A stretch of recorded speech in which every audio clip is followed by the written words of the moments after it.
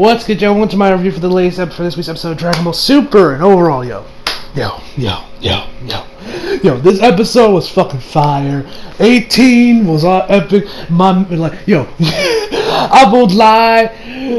I'm a little salty, a little pissed off at what Toriyama did with my man Vegeta, doing him dirty like that. I'll talk about that later on when we get there, but I gotta say, 17 is the MVP of this tournament. I know I mentioned this before, but after watching this episode, yeah, it's confirmed. This man's the MVP. The amount of times he helped out 18's ankle, the amount of times he saved her ass. 17 is the MVP. If this much, great, I will not. He's probably not even get the wish. It's probably going to go to Goku because it has to go because Goku is Goku and Goku is God. He is our Lord and Savior. Goku must do everything. God forbid any other character gets the reward over Goku. But if that happens, the world will be destroyed, the sky will fall, and Toriyama will have a stroke. I kid. But yeah, so this episode was fucking out, man. Let me talk about Tsunami real quick. A couple of things happened over the week. First off, we saw a trailer for Food Wars. Man, am I so excited to rewatch Food Wars, man. I know I mentioned it before, but Food Wars is such an amazing show. If you guys have not seen Food Wars yet, please do yourself a favor and check it out when it airs next week. I believe it's once airing next week. If I remember correctly, it's going to air next week. So check it out, guys. It's an amazing anime. Funny as hell, but make sure you got some food with you on standby, because trust me, you will be hungry while you're watching that show. Also some water, because you might choke on said food because you'll be laughing hysterically at just how ludicrous the show is when it gets to the food porn. Trust me, you'll need it. So that was there. We saw that. I was having final episode of The Promised Neverland aired. Great shit. Saw the epic reveal with that one, man. I mean, you guys know I saw the show subbed, but it was nice rewatching the show dubbed, and it was just epic, man. I think I'm gonna go rewatch because I won't lie. I was working on a video. I was working on the episode reaction for Dragon Ball Super while the episode was airing. Well, that and also the Captain Marvel video I've been working on for a while. That's why the Boruto reaction is gonna get delayed, you guys, because I already recorded the Boruto reaction episode 36. I just recorded before I started recording the review, so that's gonna be dropping probably either today, maybe tomorrow. I might also do Samurai today as well if I have time. So yeah, dropping those videos as well. Sorry for the delay. Movers were coming in there over the week, and I just didn't have a chance to really record the video, and I was also working on the Captain Marvel video, which I won't lie, I will say that the Captain Marvel video that you guys are that I'm gonna drop probably tomorrow, maybe later. I'm gonna drop it tomorrow because I got a lot of. I don't want to spam y'all too much with the videos today because you guys already know Sunday's anime day pretty much. So I think I'll drop the video on Monday. Honestly, it's probably one of the best videos It's probably one of my. It's one of the videos I'm the most proud of. Honestly, I thought it turned out really great, and I hope you guys will enjoy it if you guys are going to go check it out. Yeah. We also saw Lupin the Third. With Lupin, we got Ami's backstory. So, and we find out she was a victim of child pornography. I wish I was joking. Man, I don't recall Lupin ever going this dark. We went from 0 to 100 right quick, ladies and gentlemen. Yeah. I know I mentioned this earlier that I saw a show subbed. I do not remember this scene. I was editing the video. I was working through the Captain Marvel video while this was going on. And I kind of had one of my headphones off my ear so I could hear the show. And once when she said child porn, I was like, what? Nani? Did I hear you right? Yeah, I don't remember that when I saw the subs. So yeah, that was quite the shock. I would make some edgy joke right now, but I'll refrain. Anyway, that's enough of me rambling on about Toonami. Overall, it was great stuff. Attack on Titan was also an episode, but I'll talk more about Attack on Titan in my Attack on Titan review. Anyway, enough jibber jabber. Let's just jump right into the latest episode of Dragon Ball Super.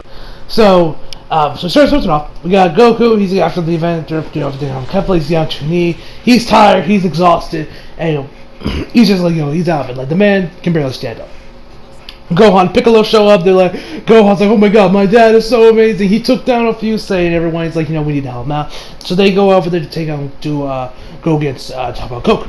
But then the Namekians come in there, and Ciampa, he's losing his mind, telling them, yo, motherfuckers better win this. If you don't, we're going to lose. And the Sixes universe is done. So he's like, he's like right on top of the robot. I forget that robot's Mineta. He's right on top of Mineta, and he's telling Mineta like, yo, Chateau, Mineta, chugga, So got the Namekians. You also got Brianne and Rosie. They're like, let us get in there, Rosie. There, we have so much more love to give. Which I must say, thank fucking Christ, Brianne, Rosie, and all those other Sailor Moon knockoffs got eliminated, because my God, has this woman overstayed her welcome? And my God, you guys saw my reaction. Brianne was really starting to get on my nerves in this episode. I don't know why she's like with everything going on. This one just really got on my nerves. I'm so glad she got eliminated, because I don't think I could take any more. If she could have been if she was in there anymore, I think I would hate her more than Chi-Chi. And that's saying a lot, because y'all know how much I despise Chi-Chi. Anyway, so back to what I said. Anyway, you got Rosie, you got there. And then we head over to 18 and 17. They're hiding under like some rubble. They're deciding whether or not what to do next. They're about to go in there and kick some tail. And then when 18 man tries to get up, she's like, she can't, because as we know, her ankle's kind of messed up, sprained. And so 17's like, let me see. Which I gotta say, 17 is rocking some hardcore eyeliner. Like, Jesus Christ, anymore.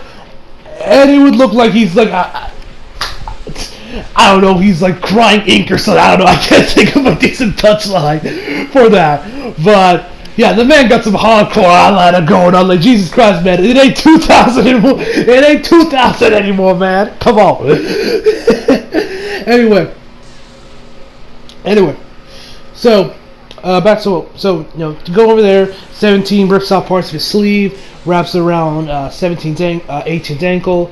Tells me about that. As my job as a ranger, I meet a lot of animals with sprained ankle, with messed up legs. So this is part of my job. And 18 says, I'm sure it's like that when you're a father too. And she's like, yes. And then 18 asks 17 about what he would wish for, which of course we know is the cruise, and to take his family around the world. And 18's like, I've been spending so much time taking care of Krillin and Marin that I haven't had a chance to just straight up just for some daydream. If anything, I would like for Krillin to just get paid a little more, so he didn't scrape by. This scene I actually really love, because it gave 18 a little bit more character to her. Because one thing we all can agree on with Toriyama's writing, and Toriyama has mentioned this himself. He's not the best when it comes to female characters, as we know. Like I mentioned, you could already tell how much I despise Chi-Chi, but then again, you have to try to make Chi-Chi as unlikable as she is. You have to try for that shit. Bulma's always been pretty good, but everyone else besides Videl, like I swear Videl had to be a fluke. Inzi, their characters have never been that well written. Like 18, I know everyone flocks over that woman, over how attractive she is. Honestly, I think I mentioned it before, but I'm more partial to Videl with the short hair over 18. And 18's hot, but Videl's my girl.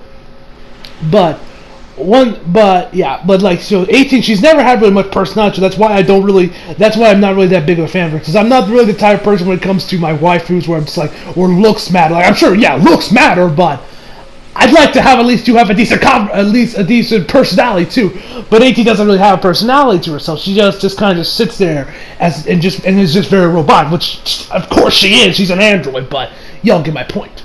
So with this scene, this gave a little bit more to 18's as a character, which I did appreciate. I thought that was a nice little touch there by Toriyama. And I mentioned before, he's gotten a lot better with the female characters. Mai is one of my favorite female characters in Dragon Ball. Bulma was amazing in the Goku Black arc. And you guys know I love Kefla, or Caulifla. Even though I'm not a big fan of the power scale that Toriyama's done with her, like having her be on the level of Goku, but I still really dig her as a character. Just not the whole thing with the power scale. I don't know what's going on with that, but besides that, but we go over it. So anyway, enough of that little tangent. I have to say that was definitely a nice little touch there. So they get ready. She finishes up wrapping around her ankle. She's good now. She's like, that should hold you off for some time. And so then they go back down. Then we head over to Rosie and Brianne. Brianne is rolling. Is on a. Rosie is right on top of Brianne as she's like rolling down her, like I think it's down a hill or something. Oh, and this happened earlier on in the episode. I forgot to mention because I was talking about 18. We see Vegeta, and for some reason, Toriyama maybe felt like being a dick this day when he was writing the script. I don't know. But he decided to do Vegeta dirty.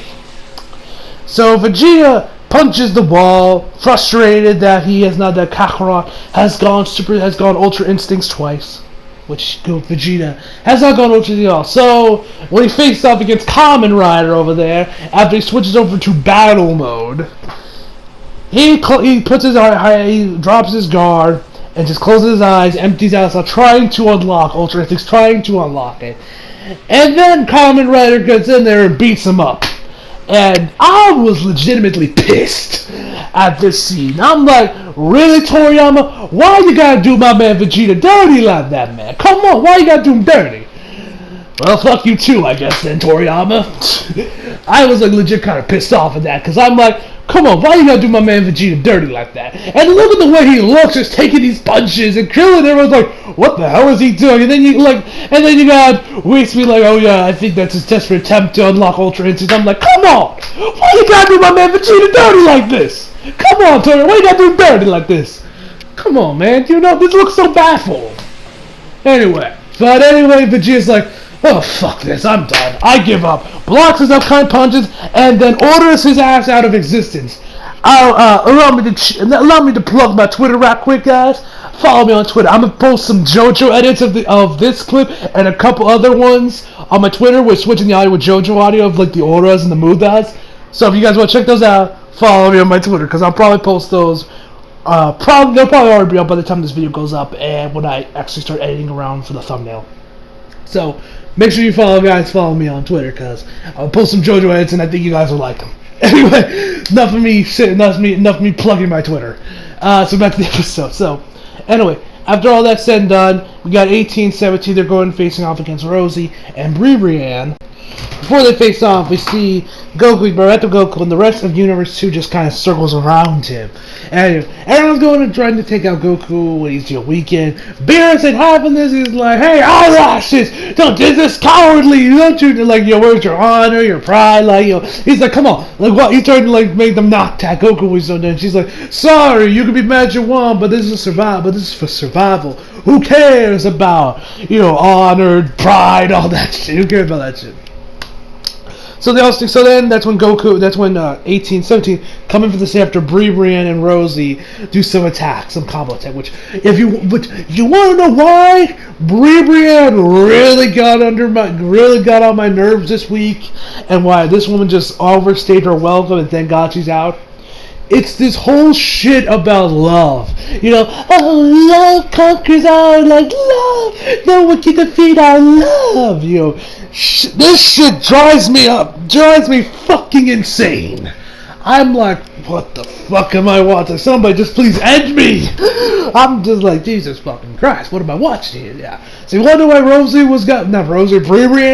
Rosie, I don't really care for anything, but Brianne is the worst one. It's because of all this shit about love this, love that. It drives me fucking insane, man. So, anyway. So they're going at it. Brianne takes on 18. 17 takes on Rosie, which actually, let me talk about. And so the art animation was all over around the board. They're just pretty much just the defensive running away from their attacks and everything. But the best part of this was when 18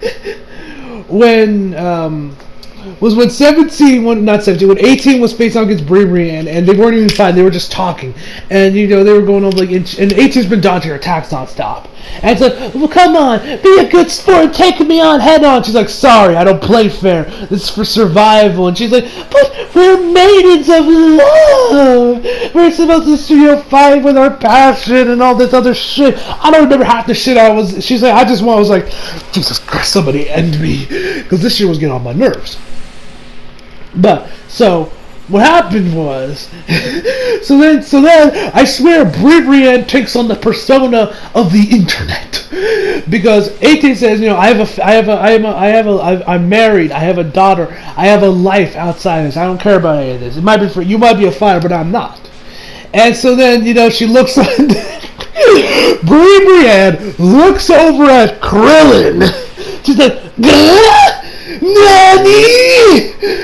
She's like, what is this? Wow, yes, he doesn't have a nose. He's bald. Like, he takes, like, Brianne straight up takes something personal here, because as you guys know, if you have been here in the Dragon Ball community for some time, you know it's kind of like a running joke or something around here, how 18 is way out of Krillin's league. Everyone's like, how did Krillin get 18? What did he do? She's way out of his league, all this shit. Because you were like a charlatan, this is blasphemy, all this other shit. It was as much as I hate Brianne, this scene here was fucking hilarious. I loved it. I absolutely loved this scene, man. So, anyway. So, so there goes. They went to 18 ends up kicking Brianne's face in, which that was which that I liked seeing. And so they keep fighting. 18 ends up jumping off of Brianne's face, and so then she goes in there to attack Brianne, 18 while she's in the air. Brianne, so she launches another attack on her. She manages that, and it hits Rosie instead, which that ended up becoming a little bit of a running joke through the episode, because later on when 17 was facing off against Rosie, Brianne tried to do the same thing to 17, but she ended up hitting Rosie. Or Rosie ended up hitting Brianne, excuse me. So I like that they were like constantly attacking each other. So that was fun. So anyway, we get back to. So let me go back to what happened with Goku. So when Goku's going on to get she's like Goku's like, all right. So if y'all want to take me on, all right, let's go. So Goku gets ready. He tries to stand up, and he's very out of it. He's still tired. And then he just kind of sits there in his fighting stand, while other guys like, should we fight him? And Goku literally sits there like that for the rest of the episode. I'm like, how long have you just been sitting there this whole time? Because we cut to Goku, and then we don't come back to him until the end of the episode. And I'm like, were you just sitting there this entire time, Goku, just sitting there in your fighting stance?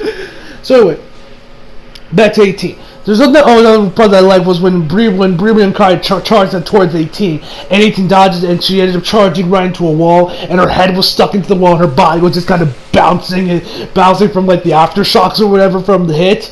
I thought that was also pretty cool. So anyway, 18 lands a couple extra hits. Brianne ends up de-transforming to her original base form. 18's like, alright, it is done. You're back on your base form. This fight is over. Brianne pulls out another attack. She ends up locking 18 inside this like little heart-shaped prison or whatever you want to call it. Heart-shaped, like, restrained prison, whatever you want to call it. So then Brianne transforms into like some mecha god, it turns into goes for a kaiju statue, turns into like a strange kaiju or something. She grows over the top, she just towers over the ring and everything, and she's about to land this massive attack on 18. 18, man, and she's just like, she takes up, and while this is going on, Krillin is just screaming 18, and we get all these little flashbacks of when 18 hanging out with Krillin and Marin, pretty cool stuff, and Krillin is just screaming, 18! 18! 18! Which, like I said, man, Krillin's English voice actor, that man is making some of the easiest money in his career. All the dude has to do now is literally just scream shit. This man's making easy money. He's just screaming, 18! 18! 18 finally gets out of it, breaks out of the restraints, charges up towards his head. 17 comes up from the extra backup, like I mentioned. 17 was the MVP of this tournament. He also ends up eliminating Rosie as well. I almost forgot to mention that. So, and also, there's also this other part with the Grand Zenos where she does like a little joke, like a little, while she's attacking 17, and then the Grand Zenos do it, and it's like, that scene had me laughing. I'm going to have fun making a JoJo out of that. Like I mentioned, follow me on Twitter.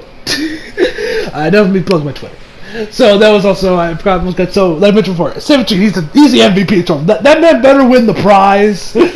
instead of Goku, because the man earns it. This man's the MVP. So he comes in there, helps out 17, or helps out 18, I should say.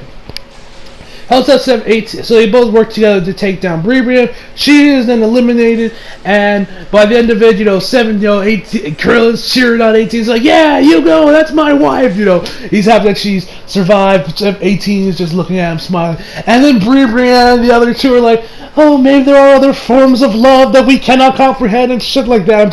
I'm just glad you guys are off screen. I never have to look at you again. Thank Christ, because, like I mentioned before, Brianne was starting to really start getting on my nerves. Anyway, we end the episode off with Goku facing out against those other 3 guys from Universe 2. They're the last guys left, which means that they are going to get eliminated in T-minus next episode.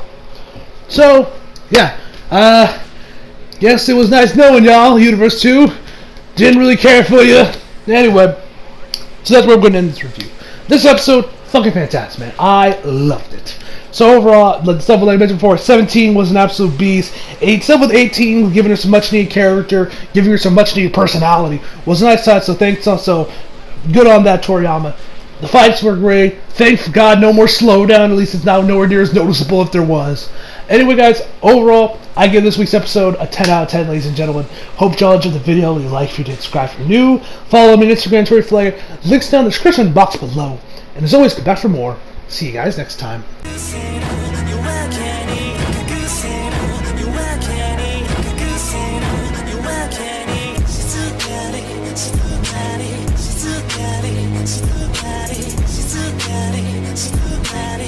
too bad.